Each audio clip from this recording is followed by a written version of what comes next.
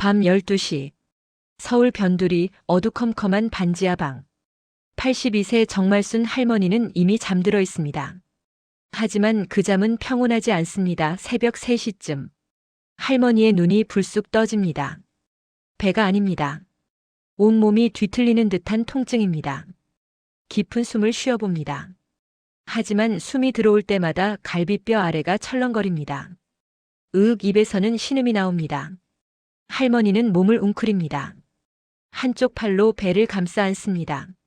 마치 이 자세가 통증을 조금이라도 누를 수 있을 것 같아서입니다. 천천히 눈을 감습니다. 지나가겠지. 이런 건 누가 다 병원을 가? 그냥 지나가겠지. 창밖은 여전히 새까만 밤입니다. 시계를 봅니다. 새벽 4시 반. 할머니는 몸을 뒤척입니다. 응급차? 그 단어는 머릿속을 스쳐 지나갑니다. 하지만 이내 다시 물어봅니다. 응급차를 부르면 어떻게 될까? 병원 가면 검사비는? 주사 맞고 약 먹으면 며칠치? 할머니의 지갑 속에는 연금 통장만 있습니다. 매달 40만 원. 집세만 20만 원입니다. 무리야. 이건 정말 무리야. 새벽 6시. 밖에서 쓰레기 수레 소리가 들립니다. 동네가 깨어나고 있습니다. 할머니는 더 이상 잠들 수 없습니다. 천천히 일어나 앉습니다. 등을 펼 때도 조심스럽습니다. 한 움직임 한 움직임이 신경 쓰입니다. 화장실 문을 통과합니다. 세면대에서 찬 물로 얼굴을 씻습니다. 거울에 비친 자신을 봅니다. 주름진 얼굴, 흐린 눈. 82이니까 이 정도는 당연하지. 거실로 나갑니다. 이미 밝아오는 새벽 서울. 반지하니까 창문이 낮습니다. 발목 높이의 창으로 사람들의 하체가 지나갑니다. 운동화를 신은 사람, 구두를 신은 사람, 할머니보다 더 늙어 보이는 할아버지. 또 이 통증으로 밤을 샜네. 그때였습니다. 톡톡톡. 문을 두드리는 소리. 이렇게 일찍? 할머니는 놀랐습니다. 누구세요? 정말순 씨. 집 안 괜찮아요? 문을 열었을 때 거기 선 사람은 이건우, 이 집의 주인입니다. 62세의 집주인은 손에 유리도구를 들고 있었습니다. 하수구 정기점검 하는 거라서 근데 혹시 몸 안 좋으세요? 아까부터 신음소리가 자꾸만 들렸거든요. 그 순간 할머니의 눈에서 눈물이 맺혔습니다. 누군가 자신의 고통을 들었다는 것, 그 사실 하나만으로도 가슴이 철렁했습니다. 괜찮습니다. 그냥 조금 힘들어서. 하지만 정말순은 알 수 없었습니다. 이 일상적인 방문이, 이 우연 같은 순간이 자신의 삶을 어떻게 바꾸어 놓을 것인지를 40년 전으로 거슬러 올라갑니다. 서울 외곽의 작은 시장. 새벽 5시. 정말순 할머니는 이미 일어나 있습니다. 남편과 함께 반찬 가게 문을 열기 위해서입니다. 콩나물을 무친다. 고등어를 구운다. 계란말이를 부친다. 다리미처럼 펼쳐진 손가락들이 재빠르게 움직입니다. 손목을 한번 삐끗해도 아프지만 그런 건 중요하지 않습니다. 아침장을 나오는 할머니들이 반찬을 사가야 하니까요. 정말순 반찬 많이 주세요. 엄마, 이 시금치 반찬 손맛이 어디서 나와? 그 말 한마디가 할머니의 하루를 밝혀주었습니다. 돈보다 그 말이 더 소중했습니다. 남편이 옆에서 웃습니다. 우리 여자 손맛이 진짜 다르지. 그렇게 30년을 넘게 일했습니다. 아들을 키우고 손자를 봤습니다. 돈을 모았습니다. 은행에 적금을 들었습니다. 남편이 살아있을 때 둘이 함께 이거 우리 노후 자금이야 라고 손을 꼭 잡고 약속했던 적금이었습니다. 하지만 시간은 가혹합니다. 48세 때 처음 느꼈던 통증. 허리가 뭔가 부자연스럽습니다. 병원에 가니 디스크라고 합니다. 의사는 말합니다. 무거운 것 들면 안 돼요. 하지만 반찬 가게에서 무거운 것 안 들 수가 있나요? 무와 배추, 고추를 항상 들어야 합니다. 참았습니다. 파스를 붙였습니다. 밤마다 윤활유 같은 파스 냄새를 맡으며 잤습니다. 그 다음은 손목입니다. 칼질을 해야 하는데 손목이 끊어질 듯이 아픕니다. 반복되는 움직임이 신경을 눌렀습니다. 관절염이라고 합니다. 더 이상 칼질을 많이 할 수 없습니다. 그렇게 60대 초반 문을 내려야 했습니다. 문 닫으면 뭐해? 남편이 물었습니다. 남편, 우린 적금도 있고 괜찮아. 쉬자 4년이 지났습니다. 남편은 65세의 뇌출혈로 갑자기 떠났습니다. 장례비가 나갔습니다. 병원비도 나갔습니다. 적금에 손을 대기 시작했습니다. 그러던 어느 날 아들 태호가 집에 왔습니다. 얼굴이 답답해 보였습니다. 엄마, 사실은 사업 확장을 생각 중이야. 좀 필요한 데가 있어. 적금에서 좀 빌릴 수 있을까? 할머니는 고민했습니다. 아들의 얼굴에는 절박함이 묻어났습니다. 그래, 괜찮지. 우리 태호 잘 돼야지. 적금을 깼습니다. 통장 해지서를 쓸 때 손이 떨렸습니다. 하지만 아들을 위한 것이라고 생각했습니다. 이 돈으로 잘 돼서 나중에 엄마 봉양도 하고 그래. 태호가 답했습니다. 당연하지, 엄마. 고맙습니다. 그 이후로 3년이 흘렀습니다. 적금은 돌아오지 않았습니다. 통화도 뜸했습니다. 사업이 잘 안 되고 있어, 잠깐만. 이따 전화할게. 그 이따는 오지 않았습니다. 현재 냉장고 문을 엽니다. 할머니는 그것을 매일 합니다. 마치 뭔가가 나타날 것처럼. 하지만 거기엔 물 한 병과 묵은 김치, 그리고 옛 기억만 남아 있습니다. 밥도 자주 하지 않습니다. 라면으로 끼니를 때웁니다. 라면 국물을 마실 때 할머니는 생각합니다. 내가 뭘 잘못했나? 시장에서 40년을 일했습니다.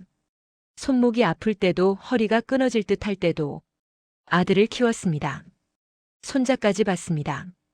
그런데 지금 이 반지하에서 라면을 끓여 먹고 있습니다. 냉장고는 여전히 비어 있습니다. 아침 6시. 경기도 부천의 한 아파트. 48세 정태호는 눈을 뜹니다. 하지만 일어나지 않습니다. 천장을 봅니다. 흰 천장. 하얀 벽. 얼굴에 손을 얹습니다. 손가락 사이로 보이는 천장. 어제 밤도 잠을 제대로 이루지 못했습니다. 휴대폰이 울립니다. 알람입니다. 6시 정각. 옆에 누운 아내 은희는 여전히 자고 있습니다. 산재로 입은 무릎 부상 때문에 밤에 자다가도 깰 때가 있습니다. 그래서 요즘은 따로 누워 있습니다.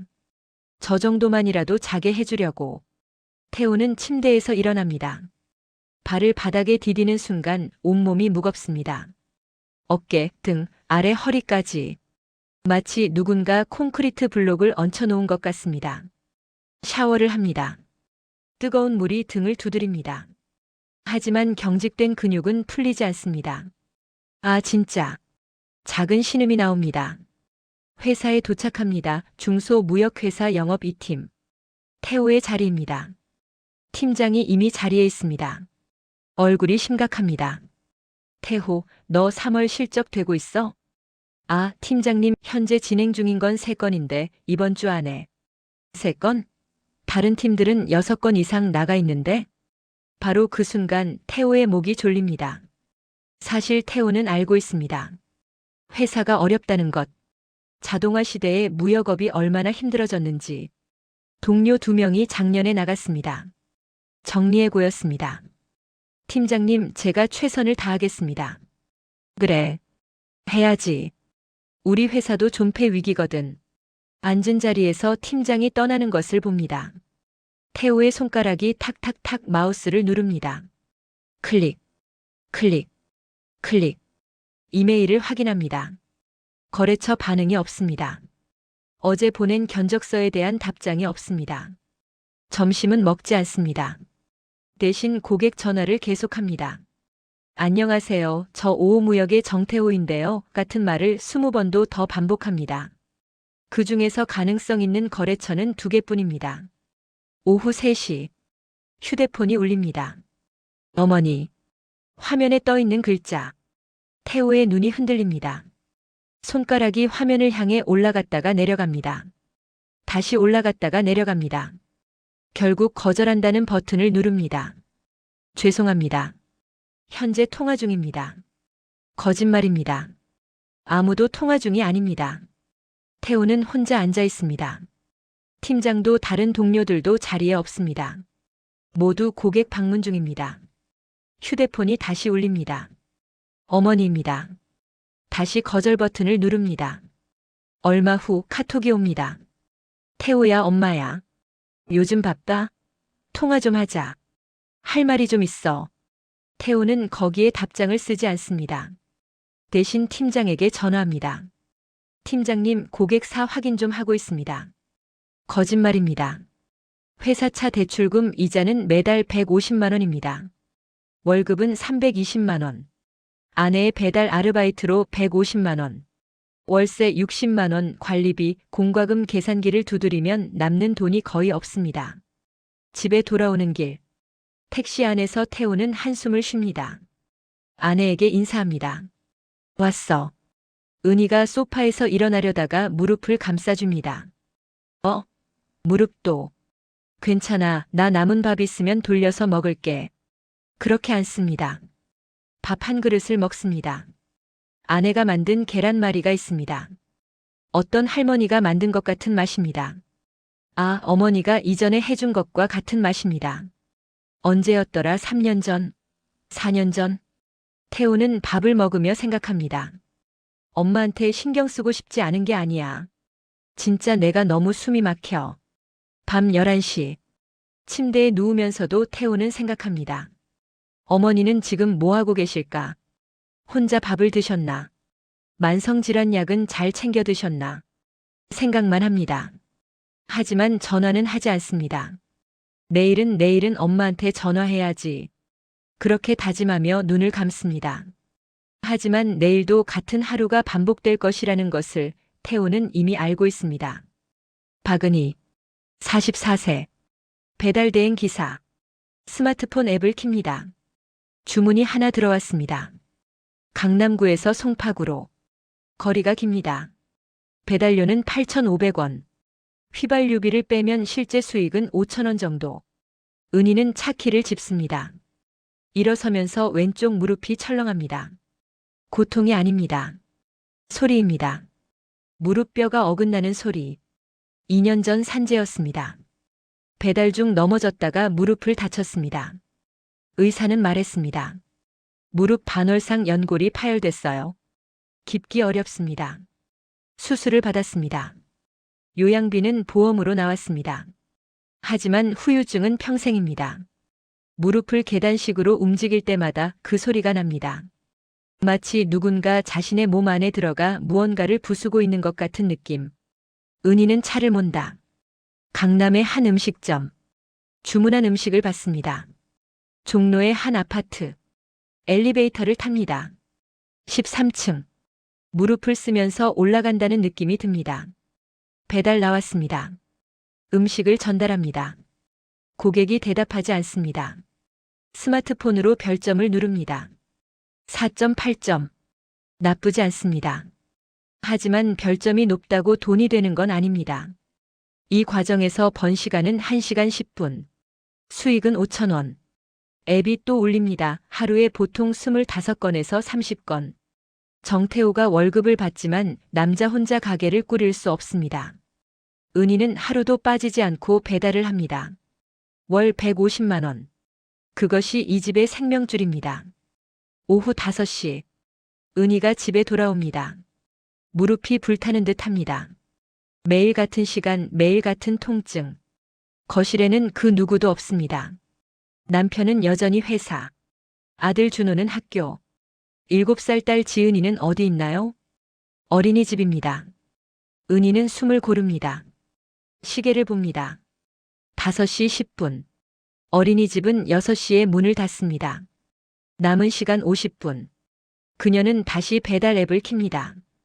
아, 또 주문 강동구. 무릎을 감싸 안습니다. 하지만 움직여야 합니다.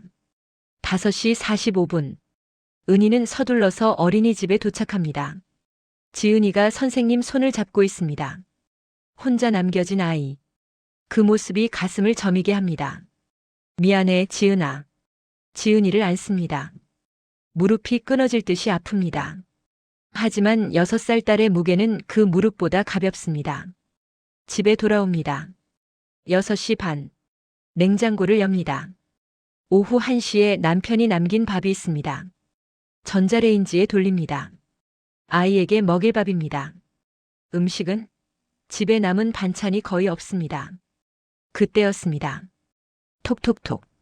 문을 두드리는 소리. 누구세요? 은희야, 내야.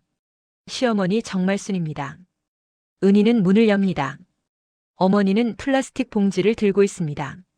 안에는 반찬들입니다. 고등어 구이, 미역국, 계란말이, 시금치 나물. 그리고 이건 뭐예요? 수육이야. 미안해, 손가락이 아파서 많이 못 만들었는데. 처음엔 은희는 불편했습니다. 시어머니 방문 자체가. 시어머니를 대접해야 하고 집이 지저분한데 보이게 될까봐. 그런데 지은이가 반찬을 집어먹습니다. 할머니, 이건 뭐야? 이건 할머니가 만든 계란말이야. 엄마가 어릴 때도 좋아했어. 아, 그렇군요. 아이가 음식을 먹으며 웃습니다. 이렇게 오랜만에 지은이가 웃는 것 같습니다. 저렇게 편하게 웃는 표정은 며칠 만입니까? 은희의 눈이 뜨거워집니다. 어머니 감사합니다. 뭘 감사를. 내가 할 수 있는 게 이 정도밖에 없더라고. 정말수는 방에 들어가서 조용히 지은이와 준호를 봅니다. 준호는 학원에서 돌아와 반찬을 먹고 있습니다. 할머니 반찬 최고야.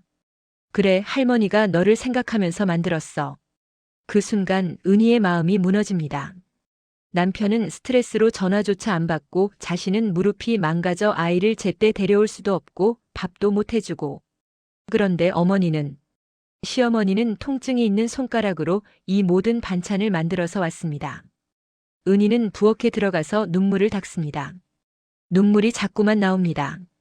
그리고 깨닫습니다. 어머니가 없었으면 우리 애는 제대로 크지도 못했을 텐데. 이 말은 공포에 가깝습니다. 진심입니다. 만약 어머니가 없다면 자신이 이렇게까지 힘들면 아이들은 누가 돌보나요? 누가 밥을 해주나요? 누가 아이를 안아주나요? 정말수는 거실에 앉아서 준호의 이야기를 듣고 있습니다. 학교에서 있었던 일들. 할머니, 근데 내 친구 할머니는 왜 우리한테 안 와? 글쎄다, 친구 할머니는 뭔가 봐. 은희는 그 대화를 들으며 생각합니다. 어머니는 허리가 아프고 손목도 아픈데 반지하에서 일어나서 이 먼 길을 오셨습니다. 아무 말 없이. 물론 은희는 여전히 피곤합니다. 무릎도 여전히 아픕니다. 내일도 배달을 나가야 합니다. 남편도 여전히 바쁠 겁니다. 하지만 오늘 밤은 다릅니다. 지은이와 준호는 할머니 옆에서 잠들 것입니다. 부모의 스트레스도 경제적 걱정도 모르고. 그리고 은희는 부엌에서 모든 반찬을 하나씩 정리하며 생각할 것입니다. 내가 늙으면 나도 이렇게 아파도 아이들을 위해 할 수 있는 게 뭐든 해줘야겠다. 어머니의 그 손길이 바로 그것입니다. 세대를 거쳐 내려가는 사랑의 형태. 화면에 떠오르는 텍스트. 서울시 강남구 사회복지센터. 2024년 3월 18일. 홀몸 노인 관리 시스템. 컴퓨터 화면에는 수십 개의 이름이 떠 있습니다. 그중 하나가 빨간 동그라미로 표시되어 있습니다. 정말순. 82세. 반지하. 독거노인. 허도영 사회복지사는 29살입니다. 이 일을 벌써 5년을 했습니다. 그는 알고 있습니다. 이 리스트에 올라온 사람들이 무엇을 의미하는지. 이 리스트는 위험군입니다. 오전 10시.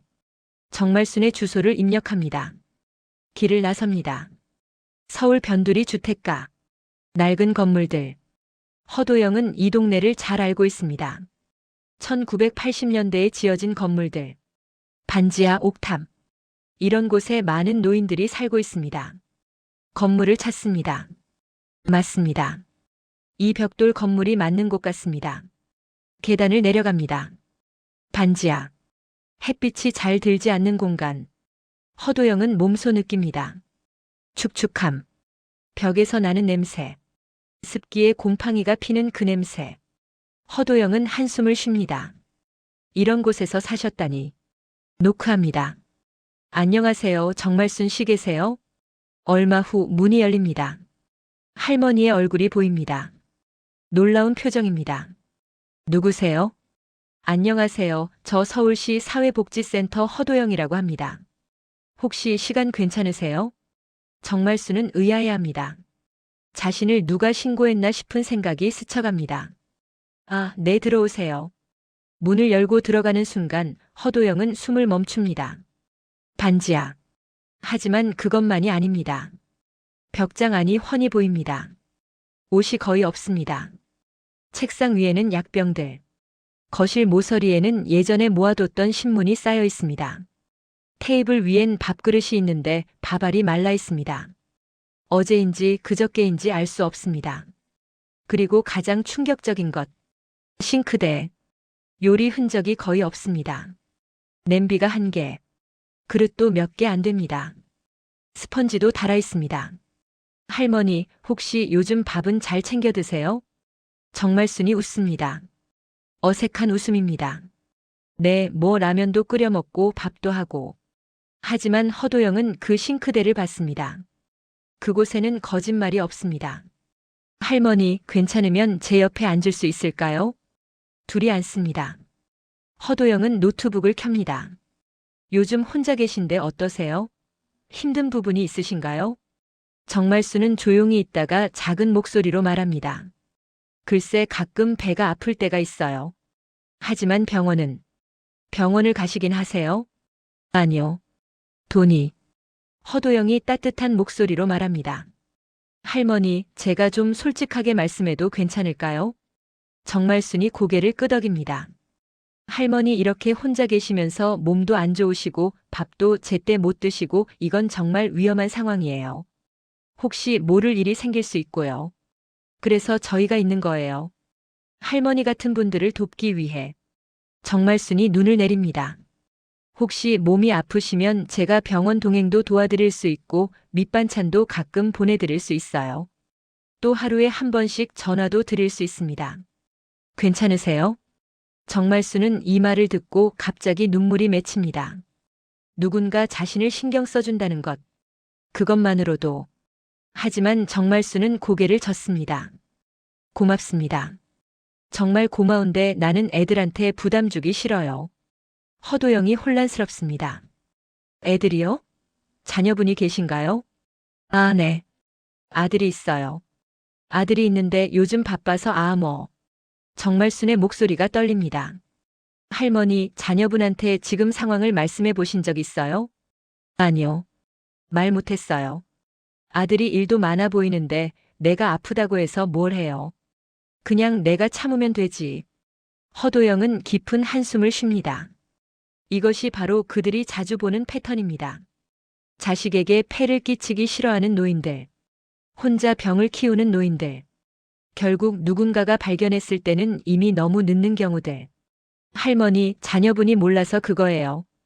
혹시 모를 일이 생기면 그게 더 큰 부담이 돼요. 아드님이 보신다면 지금 도움 받으시는 게 훨씬 낫다고 생각하실 거예요. 정말수는 여전히 흔들립니다. 그리고 할머니, 이건 부담이 아니에요. 우리 일이에요. 사회가 함께하는 거예요. 혼자가 아니란 거죠. 허도영의 목소리가 진심입니다. 할머니, 하루에 한 번 통화만이라도 할 수 있을까요? 혹시 모를 일이 생기면 바로 알 수 있으니까. 정말순이 천천히 고개를 끄덕입니다. 눈물이 흘러내립니다. 네, 고맙습니다. 허도영은 정말순의 집을 나오면서 메모를 합니다. 혼자 사시는 노인, 만성질환 의심, 영양실조 의심, 경제적 어려움, 자녀와의 단절, 리스트에 빨간 동그라미를 그립니다. HIGHRISK. 그리고 기록합니다. 정말순 82세. 독거노인. 반지하 주거. 주 1회 이상 점검 필요. 긴급 상황 발생 시 즉시 조치. 차를 몬다. 허도영의 마음은 무겁습니다. 매일 만나는 노인들. 그들은 모두 같은 말을 합니다. 애들 때문에 병원에 가기도 싫고 밥을 제때 못 먹어도 되고. 나는 이미 다 포기했어요. 혼자면 괜찮아요. 허도영은 알고 있습니다. 이 말들 속에는 절망이 있다는 것을. 그리고 그 절망이 어떻게 끝나는지도. 어떤 날은 전화가 울립니다. 신고 접수됨. 독거노인 의식 불명. 신속 조치 요청. 그 다음은 보통 다음과 같습니다. 병원, 응급실, 중환자실, 그리고 이제야 아들은 전화를 받습니다. 이제야 며느리가 병문안을 갑니다. 너무 늦었을 때 허도영은 차를 운전하면서 다시 한번 생각합니다. 정말순 할머니는 이번엔 우리가 먼저 찾아갈 수 있길. 3월 24일 월요일 오후 2시 이건우 집주인은 정말순의 집세 확인을 하러 반지하 문 앞에 섭니다. 벽에 붙은 초인종을 누릅니다. 아무 소리도 없습니다. 다시 누릅니다. 정말순 씨, 여전히 묵묵합니다. 이건우는 의아합니다. 보통 할머니는 이 시간쯤이면 있을 텐데 최근에 집주인을 보면 집세 언제 내냐고 물어볼 정도로 신경 썼습니다. 노크합니다. 확실하게. 톡톡톡톡. 정말순 씨, 집주인이에요. 여전히 아무것도 들리지 않습니다. 이건우의 표정이 바뀝니다. 뭔가가 이상합니다. 그는 이 동네에서 30년을 살면서 많은 일을 봤습니다. 홀몸 노인의 갑작스러운 침묵. 그것은 항상 좋은 신호가 아닙니다. 그는 휴대폰을 꺼냅니다. 연락처를 찾습니다.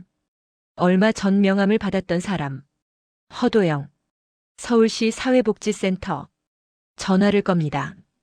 여보세요?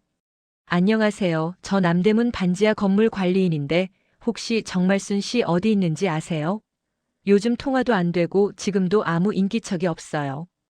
허도영의 목소리가 긴장합니다. 지금 어디 계세요? 반지하 집 앞이에요. 집주인님 혹시 열쇠가 있으신가요?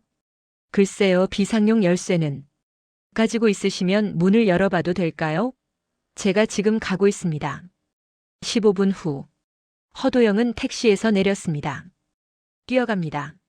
마음이 철렁합니다. 이런 상황은 몇 번 있었습니다. 대부분 좋은 결과가 아니었습니다. 반지하 앞에서 이건우를 만납니다. 열쇠 가져오셨어요? 네. 준비했는데 혹시 뭐가 있는 거 아닐까? 일단 열어봅시다. 열쇠가 돌아갑니다. 문이 열립니다. 침묵, 어둠, 그리고 냄새. 할머니. 허도영이 소리를 칩니다. 침대 옆에 있는 불을 켜집니다. 그리고 정말순이 보입니다. 바닥에 쓰러져 있습니다. 한 점. 움직이지 않는 한 점. 팔다리가 어색한 각도로 뻗어 있습니다. 할머니. 허도영이 무릎을 꿇고 정말순의 손목을 잡습니다. 맥박이 있습니다. 약한 맥박. 일일이 신고합니다. 이건우가 휴대폰을 들었습니다. 네, 반지하 반찬. 아니요, 이 건물 당산로 111번지 독거노인이 의식불명 맥박은 있는데 호흡을. 허도영은 정말순의 얼굴을 봅니다. 오른쪽 뺨에 멍이 들어 있습니다. 아마도 몇 시간 전에 넘어진 것 같습니다. 손가락에는 피가 말라 있습니다. 발작했을 때 자신을 핥힌 흔적. 얼마나 오래 여기 누워 있었을까? 할머니 깨세요. 할머니. 허도영의 목소리가 떨립니다. 5분이 지났습니다. 10분이 지났습니다. 사이렌 소리가 들립니다. 응급차가 도착했습니다. 응급대원들이 들어옵니다. 나이가 82세요. 의식은 불명. 맥박은 약한 데 있어요. 응급대원들이 신속하게 움직입니다. 거동을 옮깁니다. 산소 마스크를 씌웁니다. 혈압을 재집니다. 혈당을 재집니다. 혈당이 260입니다. 고혈당 쇼크인가요? 일단 병원에서 검사해야 합니다. 정말순은 들것 위에 옮겨집니다. 응급차에 실립니다. 허도영은 응급차를 탑니다. 병원, 응급실, 의사. 당뇨 수치가 심각하네요. 이미 만성화된 상태고요. 고혈당 위기 상황입니다. 또한 혈압도 많이 높아 있었고 뇌 스캔을 보니 손의 영역에 출혈 흔적이 있습니다. 아마도 3, 4일 전부터 문제가 있었던 것 같습니다. 그렇다면 앞으로 회복 상황을 봐야 하는데 최소 며칠은 입원을 해야 할 것 같습니다. 그리고 의사가 말을 멈췄다가 다시 시작합니다. 이렇게 오래 방치되지 않았으면 이런 일까진 안 됐을 거예요. 아마도 1년 이상 진료를 받지 않으신 것 같은데요. 당뇨병은 꾸준한 관리가 정말 중요합니다. 허도영은 더 이상 아무 말도 할 수 없습니다. 정말수는 중환자실에 입원합니다. 튜브, 점막주사, 심전도 기계. 그 모든 것이 82세 할머니를 둘러싼 채 기계음만 나옵니다. 허도영은 옆 대기실에 앉습니다. 휴대폰을 들었다 놨다를 반복합니다. 정태우의 번호. 하지만 누를 수가 없습니다. 어떻게 말해야 할까? 언제부터 이렇게 됐는지 말해야 할까? 병실 창밖으로 3월의 서울이 보입니다. 벚꽃이 피어나고 있습니다. 신호등은 초록색으로 바뀌었다 빨간색으로 바뀝니다. 시간은 계속 흐릅니다. 그리고 정말수는 여전히 의식을 깨우지 못한 채 기계에 의존해 숨을 쉽니다. 의사의 말이 자꾸 떠오릅니다. 이렇게 오래 방치되지 않았으면. 이렇게 오래. 그 순간 허도영은 깨달았습니다. 정말순 할머니가 이 반지하에서 며칠을 어떻게 보냈는지. 혼자. 누군가를 부르고 싶어도 목소리가 나오지 않고 누군가 와주길 바라면서 누군가는 오지 않는 그 시간들을. 이건우는 가만히 반지하 문 앞에 서 있었습니다. 내가 왜 그날 집세를 확인하러 갔을까? 내가 왜 그날 허도영을 불렀을까? 만약 그날 내가 가지 않았으면? 만약 내가 좀 더 늦게 갔으면? 그 생각이 몸을 움직이게 했습니다. 이건우는 휴대폰을 들었습니다. 정태우의 번호를 찾았습니다. 여보세요? 정태우님? 저 건물주인 이건우입니다. 어머니가. 그 통화는 정말순의 인생에서 가장 오래 느껴지는 통화가 될 것입니다. 아들은 그 순간 회사에 있었습니다. 팀장이 옆에서 뭐라고 하고 있었지만 정태우는 들리지 않았습니다. 오직 한마디만. 어머니가 쓰러져 있었습니다. 그 말이 모든 걸 바꿔버렸습니다. 응급실에서 정태우의 손가락이 떨렸습니다. 휴대폰을 들었다가 놨다를 반복합니다. 어머니. 그 두 글자. 며칠 전 받지 않았던 통화. 자신을 기다렸을 어머니. 태호, 너 빨리 와. 아내의 목소리였습니다. 은희가 병원에 먼저 와 있었습니다. 무릎을 잇고 달려왔을 것입니다. 택시를 탔습니다. 아니, 뛰었습니다. 빨리요. 빨리. 병원 중환자실. 그곳에서 정태우는 처음으로 자신의 어머니를 정확히 봤습니다. 할머니가 아닙니다. 환자입니다. 튜브에 연결된 한 구의 몸뚱이. 얼굴이 창백합니다. 입술도 창백합니다. 마치 이미 떠나가는 중인 것처럼 보입니다. 엄마. 정태우가 무릎을 꿇었습니다. 의자에 앉지 않고 그냥 무릎을 꿇었습니다. 어머니의 손을 잡습니다. 손도 차갑습니다. 마치 이미 시간이 지나간 손처럼. 눈물이 나옵니다. 흐느끼는 것이 아닙니다. 통곡입니다. 엄마 왜 혼자 참으셨어요? 목이 메입니다. 말이 제대로 나오지 않습니다. 내가 왜? 그 순간이었습니다. 정말순의 눈이 천천히 떠집니다. 아주 작은 소리. 의식이 돌아오는 신호. 의료진이 반응합니다. 센서가 울립니다. 의사가 들어옵니다. 환자가 의식을 회복하고 있습니다. 정태우는 어머니의 얼굴을 봅니다. 눈동자가 움직입니다. 아직 명확하지는 않지만 움직입니다. 엄마, 나야 태호야. 정태우가 울면서 웃습니다. 정말순의 입가에 미세한 움직임이 있습니다. 미소인 것 같습니다. 아들. 목에서 나오는 음성. 아직 명확하지 않습니다. 하지만 그것은 생명의 신호입니다. 엄마, 제가 여기 있어요. 괜찮아요. 정태우는 어머니의 손을 잡은 채 놓지 않습니다. 3일이 지났습니다. 정말순의 의식이 돌아왔습니다. 완전하지는 않지만 돌아왔습니다. 의사는 말합니다. 아마도 일주일 정도면 중환자실에서 나갈 수 있을 것 같습니다. 다만 재활이 길어질 것 같습니다. 재활. 그 단어는 희망입니다. 죽음이 아니기 때문입니다.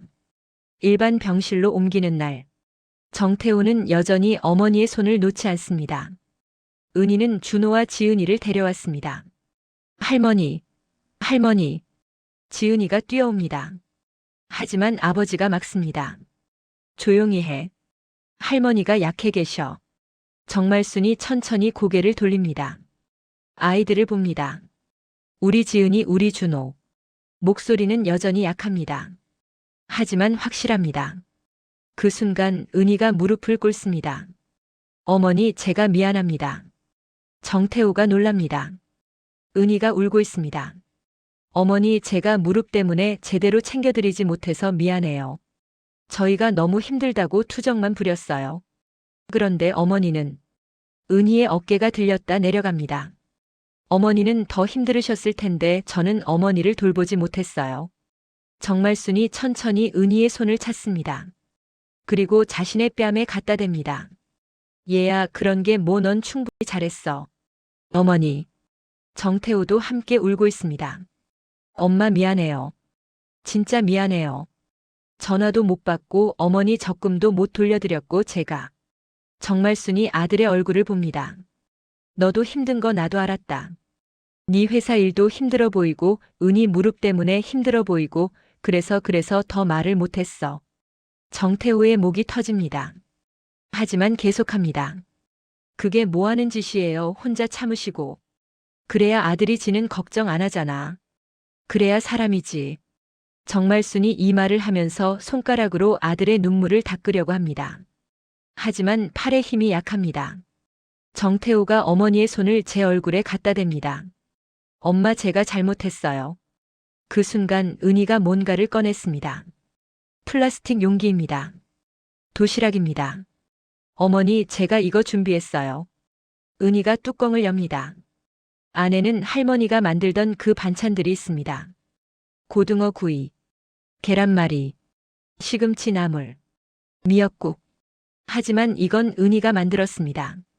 어머니가 저한테 알려주신 대로 만들었어요. 요리가 서툴어서 잘 안 나왔을 수도 있지만 정말순의 눈에서 눈물이 흘러내립니다. 우리 은희. 어머니, 이제는 저희가 돌볼게요. 제가 이제부터 할머니 반찬을 만들어 드릴게요. 제 무릎이 좋아질 때까지 천천히 하나씩 배워서. 은희의 목소리가 떨립니다. 우리 다시 가족답게 살아봐요. 제발요, 어머니. 정말순이 고개를 끄덕입니다. 그래, 그래야지. 그 말 한마디에 모든 것이 바뀌었습니다. 정태호는 휴대폰을 켭니다. 팀장에게 전화합니다. 팀장님, 죄송한데 이번 주는 휴가를 좀 써야겠습니다. 어머니가 입원하셨거든요. 팀장이 묻습니다. 괜찮아? 네, 이제는 괜찮을 것 같습니다. 그 대화가 모든 걸 말해줍니다. 현실은 변하지 않았습니다. 팀장은 여전히 엄격할 것입니다. 월급도 여전히 부족할 것입니다. 하지만 뭔가는 바뀌었습니다. 우선순위입니다. 병실 창가를 봅니다. 서울의 봄. 벚꽃이 흩어져 내립니다. 정말순, 정태호, 은희, 준호, 지은이. 5명이 함께 있습니다. 누군가는 손가락도 제대로 움직이지 않고 누군가는 무릎이 아프고 누군가는 여전히 직장 스트레스를 안고 있습니다. 하지만 함께입니다. 그 순간 의료진이 검사를 위해 들어옵니다. 어머니, 검사 좀 할게요. 가족들이 밖으로 나옵니다. 복도에서 은희가 정태호의 팔을 잡습니다. 당신 휴가 내고 괜찮아? 월급이. 괜찮아. 돈보다 중요한 게 있잖아. 정태호가 처음으로 확신 있게 말합니다. 이건 수사가 아닙니다. 깨달음입니다. 준호가 아버지의 손을 잡습니다. 아빠, 할머니 나? 응. 할머니 나을 거야. 할머니랑 살 거야? 정태호가 멈춥니다. 그 순간 은희가 대답합니다. 그럼 할머니랑 같이 살 거야. 그래야 우리 할머니 잘 챙길 수 있잖아. 정태호가 은희를 봅니다. 응. 그 한마디에서 부부의 결정이 새로워집니다. 화면이 천천히 어두워집니다. 병실 창가. 해가 저물고 있습니다. 누군가는 손을 쥐고 있습니다. 누군가는 밥 한 숟갈을 떠먹이고 있습니다. 누군가는 옆에 앉아 있기만 합니다. 그것으로 충분합니다. 자막이 나타납니다. 누구나 누군가의 부모이자 자식입니다. 당신은 지금 부모님을 봤나요? 당신의 곁에 있는 사람, 오늘 한 번 더 살펴주세요. 통화하세요. 방문하세요. 물어봐 주세요. 요즘 어때? 그 말 한마디가 누군가의 생명을 구할 수 있습니다. 당신은 혼자가 아닙니다. 그들도 혼자가 아닙니다. 함께 하세요. 대한민국의 독거노인은 약 128만 명입니다. 그중 약 23%가 우울증을 겪고 있습니다. 혼자라는 생각이 얼마나 무거운지 당신이 처음일 수도 있습니다. 하지만 누군가는 이미 오래 그 무게를 견디고 있습니다. 지금 통화하세요. 병실 창가에서 해가 저물고 있습니다. 정말순 할머니는 이제 더 이상 혼자가 아닙니다. 정태호는 더 이상 피하지 않습니다. 은희는 더 이상 미안해하지 않습니다. 그리고 우리 시청자분들, 혹시 당신은요? 당신의 부모님이 지금 어디에 계신가요? 당신의 할머니, 할아버지는 지금 뭐 하고 계신가요? 우리는 자주 놓칩니다. 부모님의 혼자임을, 그들의 아픔을, 그들이 우리 때문에 참고 있는 마음을. 정말순 할머니처럼 누군가는 지금 반지하에서 혼자 밤을 새고 있을지도 모릅니다. 누군가는 병원비 때문에 아픔을 감추고 있을지도 모릅니다. 누군가는 자식에게 폐를 끼치지 않으려고 혼자 밥을 굶고 있을지도 모릅니다. 하지만 기억하세요. 전화 한 통, 방문 한 번, 요즘 어때요? 라는 말 한마디. 그것만으로도 누군가의 생명이 구해질 수 있습니다. 정말순 할머니가 보여줬습니다. 정태호가 배웠습니다. 은희가 실천했습니다. 당신도 할 수 있습니다. 오늘 영상이 마음에 닿았다면 아래 좋아요 버튼을 눌러주세요. 당신의 공감이 다른 분들에게 이 메시지를 전합니다. 그리고 구독하기를 눌러주세요. 다음 주에 또 다른 누군가의 이야기, 또 다른 가족의 사랑을 가지고 돌아올게요. 마음쉼터 채널에서 우리는 계속 말할 거예요. 당신은 혼자가 아닙니다.